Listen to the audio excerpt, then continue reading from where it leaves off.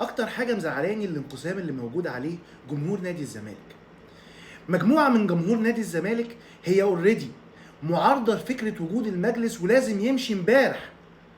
على فكره معاهم الف حق وهم بيحبوا الزمالك، ومجموعه تانية شايفه ان الاداره فاشله، بس الاستقرار مهم، الاستقرار مطلوب، وبرضه معاهم الف حق.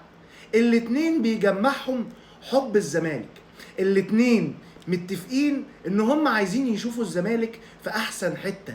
المطلوب ان احنا نجمع جهودنا ونجمع مجموعة الشعور بالغضب اللي عندنا، ان احنا نبقى ورا فرقتنا، ننتقد الغلط ونحاول نبص على الصح، ننتقد الغلط ونحاول ندور على الحلول. هو ده المطلوب الفترة اللي جاية، وهو دوت اللي هيزق نادينا لقدام. جمهور الزمالك اتجمعوا.